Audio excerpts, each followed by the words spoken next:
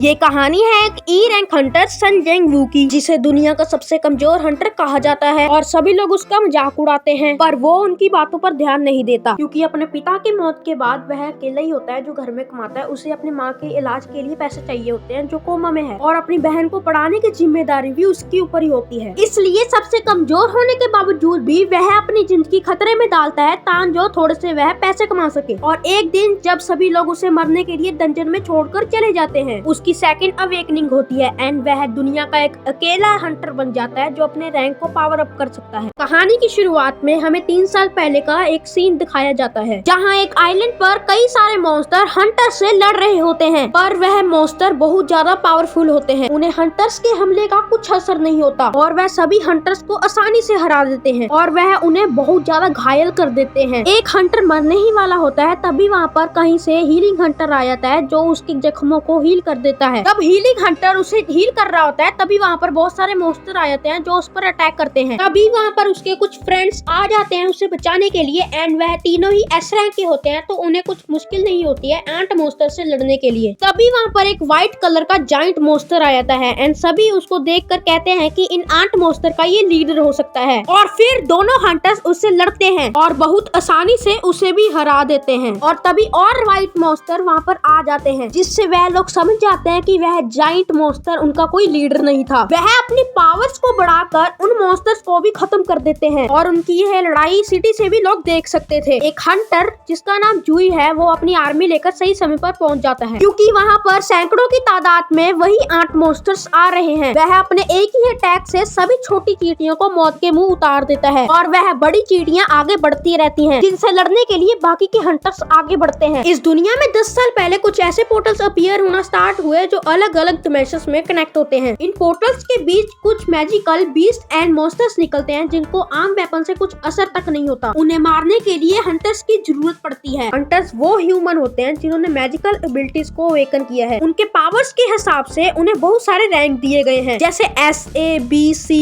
D and E, जिसमें S rank सबसे strongest hunters को दिया जाता है एंड E रैंक सबसे वीकेस्ट को। एक बार कोई ह्यूमंस की पावर अवेकन हो जाए तो वह कितनी भी कोशिश कर ले लेकिन वह अपनी पावर्स को बढ़ा नहीं सकता। इसके बाद हम लोग प्रेजेंट का सीन देखते हैं जहाँ पर बहुत सारे हंटर्स एक डंजन रेड के लिए इकट्ठा हो चुके हैं। यहाँ पर सन जेंग वू भी पहुँच जाता है।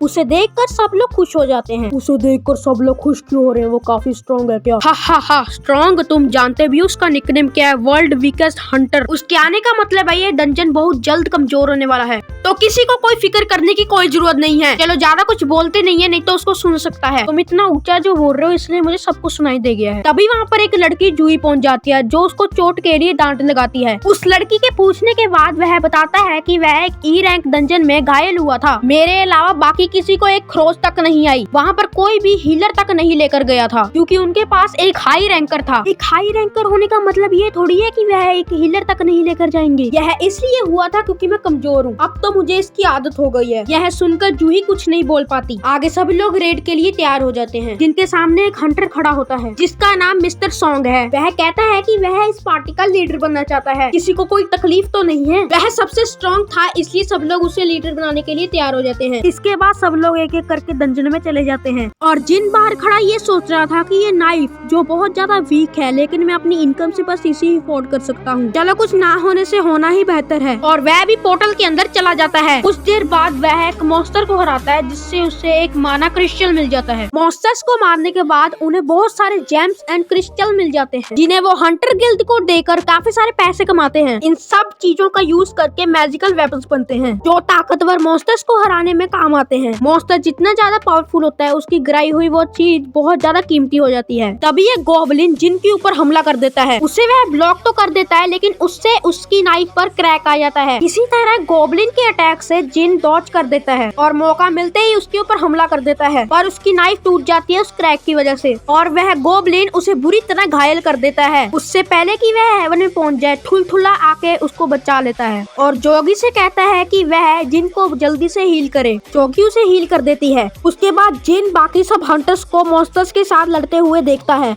और वह सब हंटर्स मिलकर बॉस को हरा देते हैं। उस बॉस को हराते हुए देख जिन सैड हो जाता है। सब कुछ खत्म हो गया है, मैं सिर्फ ये क्रिस्टल ही ले पाया। मैंने अपनी जिंदगी इस क्रिस्टल के लिए खतरे में डाली थी। तभी एक बंदा सब हंटर्स को आवाज लगाता है और उन्हें दिखाता है कि यहाँ पर एक केव है। इसको देखकर सब लोगों को लगता है शायद ये एक डबल डंजन है।